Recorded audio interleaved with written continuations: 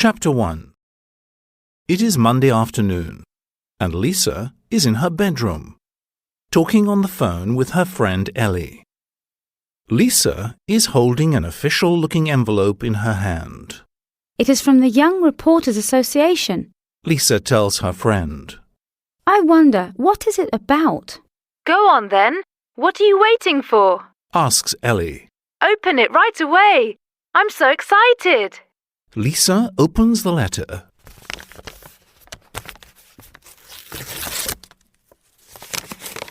And reads aloud. Dear Lisa, we are very happy to inform you that the Young Reporters Association has randomly selected you to participate in the first International Photo Convention with your photographs. The convention will take place on 27 to the 31st of July in Beijing. You will also have another 6 days for sightseeing on a train tour with Hu Tian, one of our Chinese members. The Young Reporters Association will plan and pay for the whole trip. So, pack your bags, Lisa. You are going to China. Sincerely, Yao Ming, General Secretary of the Young Reporters Association. They want to send me to China. I can't believe my luck, she exclaims. I have never been to China before. What an interesting place to go. Lisa, that's great news, exclaims Ellie. I know, answers Lisa. I have never been to China, but it has always been one of my dreams, she says. Yes, it's an amazing opportunity for you, says Ellie. And when you get back, you could write a report about your trip for the school online newspaper. What do you think? Oh, Ellie, laughs Lisa. Okay. You never seem to forget your position at the paper, do you? Well, I'm not the editor for nothing. The girl laughs back. Let's hang up now, she adds. You have to do some research before the trip, don't you think? You're right, says Lisa. China, here I come. Chapter 2. After a long flight, Lisa finally arrives in Beijing. At the airport, a young man is waiting for her. He is holding a sign reading, Lisa, Young Reporters Association. Lisa goes towards him and the man greets her warmly. Nice to meet you, Lisa, he says, and introduces himself. I am Hu Tian, and I work for a local teen magazine here in Beijing. I will be your guide in China, he says as he takes her suitcase. Lisa is relieved. Everything is so strange to her here, and there are so many people everywhere. Hu Tian takes Lisa to her hotel by taxi. You must be tired after your long trip, he says when they arrive. Have some rest, and we'll meet again in the afternoon. Then you can have a taste of China. Lisa smiles as she goes to her hotel room. I wonder what he meant, she thinks to herself. Oh well, I guess I'll find out in a few hours, she says and falls asleep right away. After her nap, Lisa feels like a new person. She meets up with Hu Tian and his sister May. The two take her to a restaurant in the old city. So that's what you meant with a taste of China, Lisa exclaims. Yes, smiles Hu Tian. You're going to enjoy a traditional Beijing dinner. Lisa remembers the delicious Chinese food in New York and is excited to try some authentic Chinese cuisine. Maybe it will be even tastier. At the restaurant, Lisa sees a round piece of glass in the center of the table. I know! Shouts Lisa. It's a rotating tray. The waiter puts all of the dishes on the tray so that the people at the table can turn it and try each of the different kinds of food, she says with a smile. It is customary to try a little bit of everything. It is also polite to always leave the last bite on the plate, says May. When the waiter comes to the table, they order traditional tea and several different dishes. We ordered Peking duck. It's a famous dish here, explains May. The cook then brings the roast duck and cuts it in front of them. A waiter also brings different dishes to eat along with the duck. Lisa is impressed. What are all these little bowls? Asks Lisa. There are pancakes in this one and vegetables and 3 different kinds of sauces. Hu Tian and May laugh. Let me show you how to eat Peking duck. Says May. First, you take a pancake. Then you put some sauce and some vegetables on your pancake. OK, I got that. Says Lisa. This is fun, actually. Now, put some duck in the pancake and wrap it. Enjoy.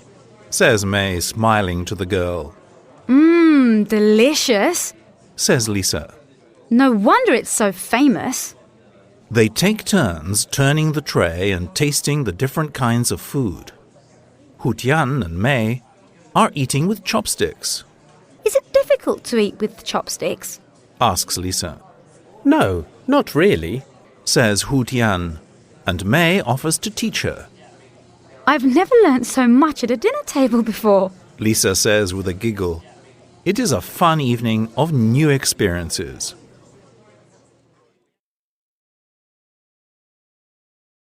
Chapter 3. The next day is very busy. Lisa spends almost all morning at the photo convention, presenting her work and talking to lots of people. Then she and Hu Tian meet with May, and they go to Tiananmen Square. Wow! This square is huge! It is much larger than any other square I have ever been to. Lisa exclaims. This, my dear, is the largest city square in the world. Boasts Hu Tian. 1 million people can fit here. And who's that in the picture over there? Asks Lisa. It's Mao Zedong, the founder of the People's Republic of China. Explains Hu Tian. Next, the 3 friends take a tour of the Forbidden City. Lisa is impressed by the artwork and history she discovers there. The Forbidden City is about 600 years old. It used to be the Chinese emperor's palace. You see, in Chinese history there were no kings or queens. We had emperors and empresses. Now the place is a huge museum, the Palace Museum. Common people could not enter the Forbidden City. That is why they called it forbidden. Says Hu Tian. Lisa and her friends are now in the Hall of Supreme Harmony. The Emperor's throne is here. Says May. Lisa looks around. There are dragons everywhere. Lisa is impressed and asks May about it. The dragon is a symbol of power, strength, and good luck. May explains. It was also the symbol of the Emperor himself. In the Hall of Supreme Harmony, experts counted 13,844 dragons. Adds Hu Tian. As they walk towards the exit, Lisa hears Hu Tian's voice. Come on, Lisa. Hu Tian shouts. I'm hungry. Let's have some lunch. That sounds great. Lisa replies. Where shall we eat? She asks as they walk towards the exit. I know. Let's have a picnic near Tiananmen Square. We can buy some sandwiches over there. Hu Tian suggests, pointing to a shop across the street. They sit down on a bench and have a lovely picnic in the warm sun. Lisa is admiring a very large modern building across the street. That is a beautiful building, says Lisa. It looks like a giant egg, doesn't it? You're right, Lisa. Says May. It is the National Centre for the Performing Arts, but the local people just call it the Egg. Concerts, operas and plays take place there. After lunch, they go to the Olympic Green, the most modern part of Beijing. Wow, look at all those buildings. Lisa exclaims. That one looks like an ice cube. Yes, it's a very interesting building. That's the National Aquatic Centre. It housed the swimming and diving competitions of the Summer Olympic Games in 2008. Replies Hu Tian. See that one over there? says May, pointing at a very strange structure. That's the National Stadium, the bird's nest. Can you see why? Of course, it's like a gigantic bird's nest. Lisa replies. China has certainly changed a lot since the times of the emperors in the Forbidden City.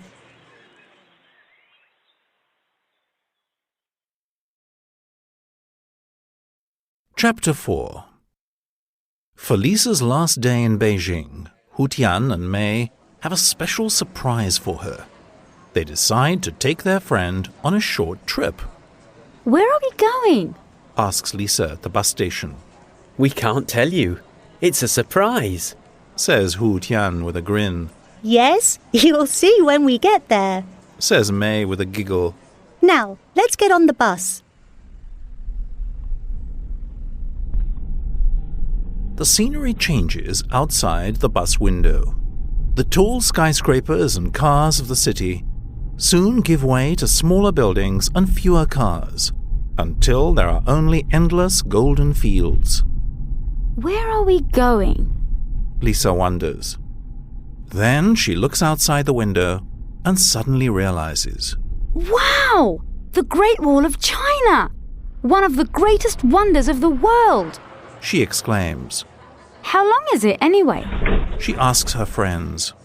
The Great Wall of China is 8,851.8 kilometers, or 5,500 miles long. Hu Tian says proudly. And it's more than 2,000 years old. He continues.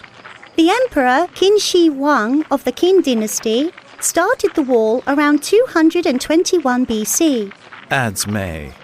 But work continued during the Han and until the Ming dynasty in the 14th century. She says. Thousands, if not millions of people worked day and night to finish the wall. It's very impressive, Says Lisa, as the three walk to the closest part of the Great Wall. It is on a steep hill.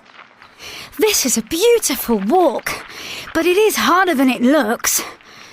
Lisa says, stopping to catch her breath. Don't worry. Hu Tian replies. You will be able to relax later. What do you mean? She asks. It's another surprise. Hu Tian says, smiling. A whole day of surprises? This is so much fun! You two are great. Lisa says as she takes photos of her new friends and the Great Wall. Now say cheese!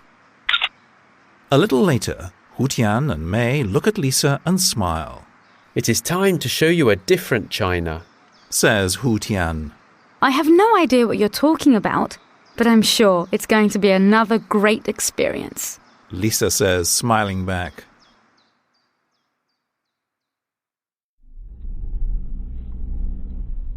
Another bus takes them beyond the fields until they reach a small farming village. They get off and see an elderly man and woman. Ni hao. They greet the three friends in Chinese, Hello. says Lisa, and then turns to Hu Tian and May, They are our aunt and uncle. says May. They don't speak English, but they are very friendly. Then they all walk down a small road with gates and walls on all sides. They enter one of the gateways. This is our aunt and uncle's house. It is very traditional. Says May. Next, they all sit down and have tea together, Tea is very important in Chinese culture. explains May. Chinese people drink a lot of tea, and we also celebrate a number of occasions with tea ceremonies. Oh, good. Smiles Lisa. I love tea. It's my favourite drink. On their way back a few hours later, Lisa remarks, It was so exciting to see what life is like for people in the countryside. It is very different from the busy Beijing life. Well, a lot of Chinese still live in villages like that, not cities. explains Hu Tian. What do you think of life in the village? The village is quieter and the countryside around it is very beautiful. However, there is more technology in the city and more things to do than in the village. says Lisa thoughtfully. I guess that city life and village life are both nice, but in different ways.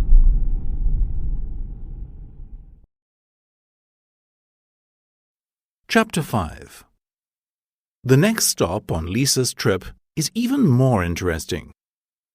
After getting a good night's sleep on the train from Beijing to Xi'an, Lisa, May, and Hu Tian go to see the Terracotta Army.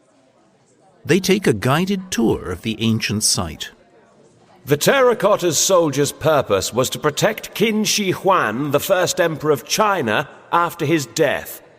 His tomb has about 8,000 clay soldiers surrounding it. It is a truly amazing sight, says the guide.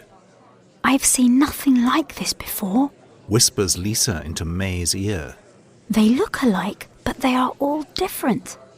Each soldier's face is unique. The guide continues.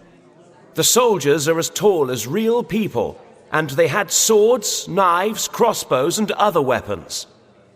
Surprisingly, all these were as sharp as new. According to their roles, the height of the soldiers varies.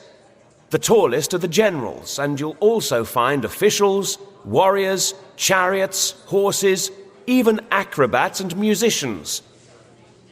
Some of them have missing parts, and others are still in the dirt.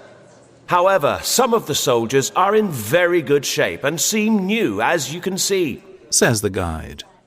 I wonder how many people had to work to make this army. Lisa whispers, and the guide hears her.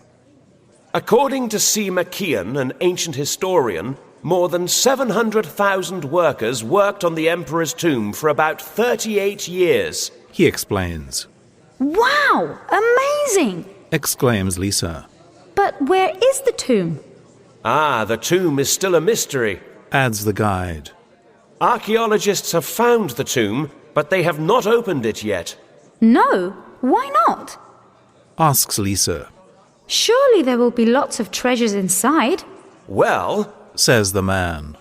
That's what Sima Qian's book says, but archaeologists are worried that they might damage the valuable objects inside the tomb. I see, says Lisa. There is something else too, adds Hu Tian. There are traps inside the tomb. Dangerous traps. To prevent tomb raiders from stealing the treasures inside. At least, that's what the legend says. Oh, it's such an interesting story. I guess we'll have to wait and see. Lisa smiles. With or without the treasures from the emperor's tomb, this place is fantastic.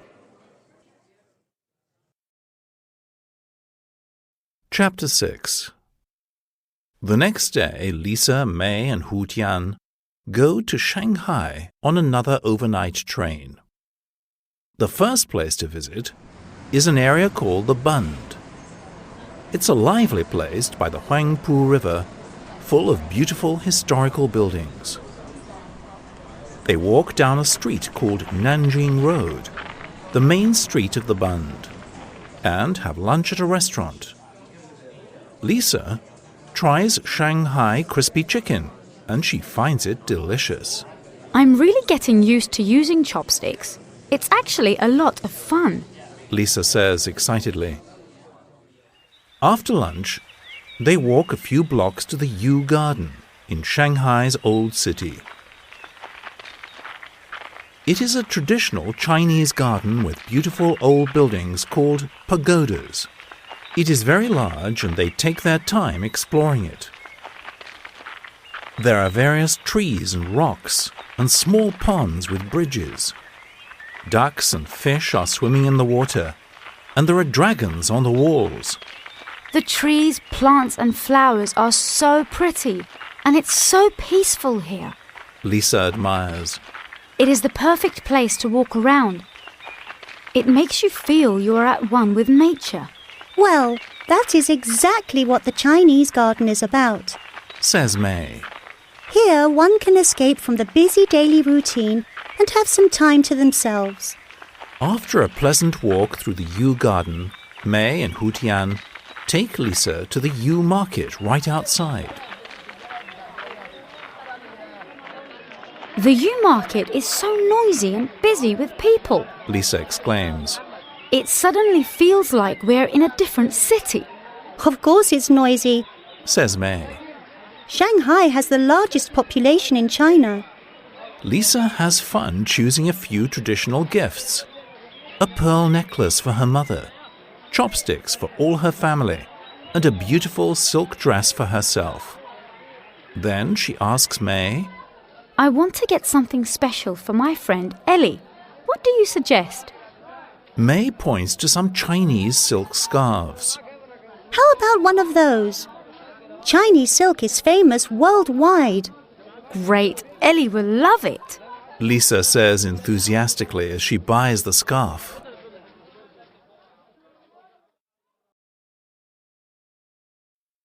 Chapter 7. When Lisa wakes up the next day, she looks out of the window and sees that it is raining. Oh no, Says Lisa, disappointed. what are we going to do now? We can't see much of Shanghai in the rain. Don't worry, Lisa. Hu Tian says. We can still see a lot today. We just need to go above the rain. I don't know what you mean by that, but I'm happy to follow you on another surprise tour. Says Lisa. First, they take Lisa to the Shanghai World Financial Center.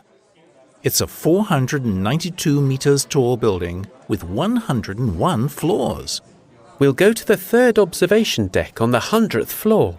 says Hu Tian. I hope you're not afraid of heights. No, of course not. Says Lisa and smiles as she remembers her New York experience. Once they get to the observation deck, Lisa takes a look around and says, It is fantastic up here. We are even higher than the clouds. We really are above the rain. We are 474 meters, 1,555 feet above the ground. explains May. Have a look at the view. It's amazing. What's that building over there? It's very interesting. Lisa points out of the window. That's the Oriental Pearl TV tower. We're going to visit it next. Says Hu Tian. When they arrive at the Oriental Pearl TV tower, they visit the rotating restaurant. It stands 267 meters, or 876 feet above Shanghai. This place is great. Hey, look! I can see the Shanghai World Financial Center from here. Says Lisa, looking out of the large windows. The rain stopped. Says May. Suddenly, a rainbow appears in the sky. Wow! Admires Lisa. How wonderful! She has a great day in the Shanghai sky. Chapter 8.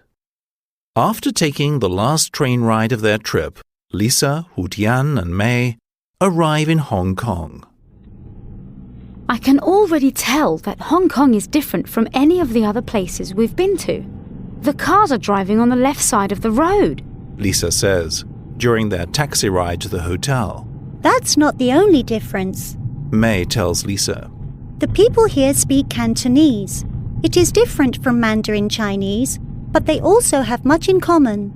Tell me some more about Hong Kong. Asks Lisa. I don't really know much. Well, it is one of the most populated places in the world with an amazing culture. Hong Kong's landscape is also unique.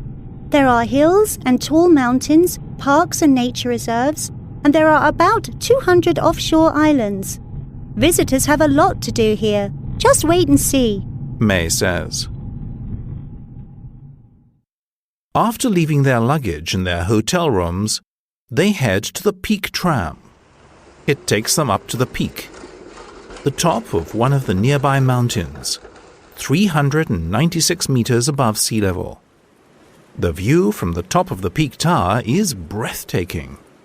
Hong Kong's skyline is very impressive, as you can see. There are more than 7,600 skyscrapers, but that's not what makes the place so special. May says. Yes, it is a great mixture of amazing buildings and beautiful landscape. The view is fantastic from up here. Replies Lisa enthusiastically. Let me take your photo. The light is wonderful right now. She tells her friends as she reaches in her pocket for her camera. This picture will be suitable for the next photo convention, she says and smiles.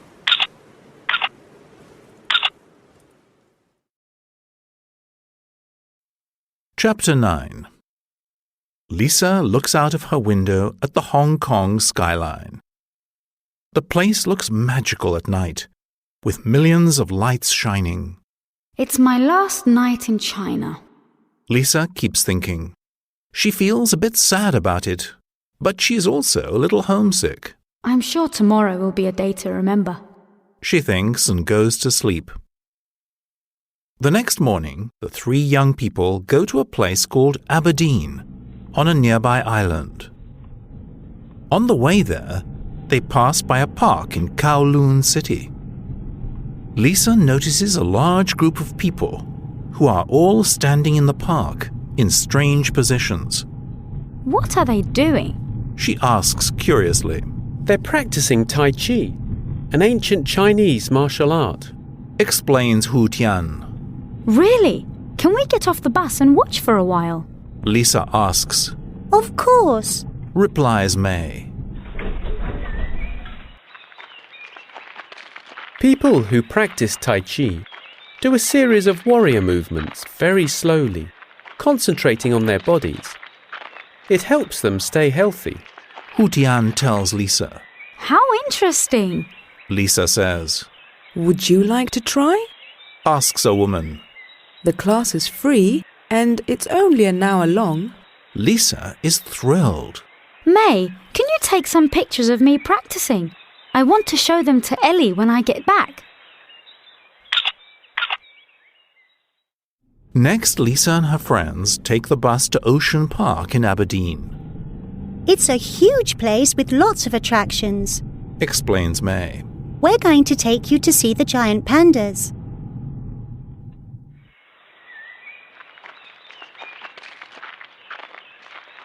Wow, they are so big!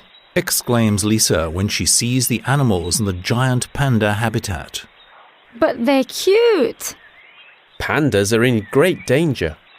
Only 1,000 to 3,000 remain in the wild, says Hu Tian. How about a visit to Aqua City next? Asks May.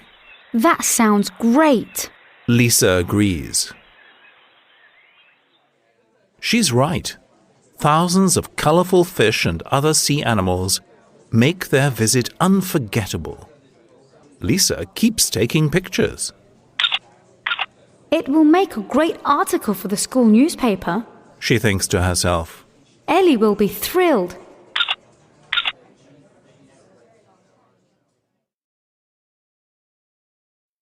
Chapter 10. The three of them are tired, but their visit to Aberdeen hasn't finished yet. Hu Tian and May take Lisa to the famous floating village on Aberdeen Harbour. They call it floating because it is a village of boats. This is incredible! There are so many boats that I can't even see the water, exclaims Lisa.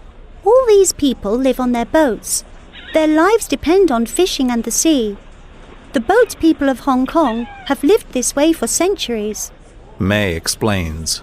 Now, smiles Hu Tian. Since it is our last dinner together, it must be special. So they go to the Jumbo Kingdom, a famous floating restaurant. Give me a minute, says Lisa, and disappears for a while. When she comes back, she's wearing her Chinese red silk dress. I bought it for a special occasion, she says.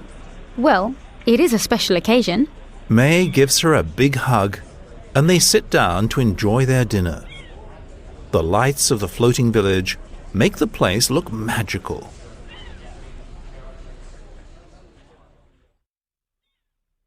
The next day, the time has come for Lisa to say goodbye to her Chinese friends and board the plane back home. I am sad to leave, but I will come back to China someday. Now I have an extra reason. I have good friends to visit here, she says to Hu Tian and May with a smile. We must stay in touch. Promise? Asks May. I promise, says Lisa. And you must come and visit me someday too. As she sits down in her seat, she thinks about her visit to China. The people, the food, the sights, everything was incredible. Well, She thinks, and a big smile appears on her face. I wouldn't trade this experience for all the tea in China.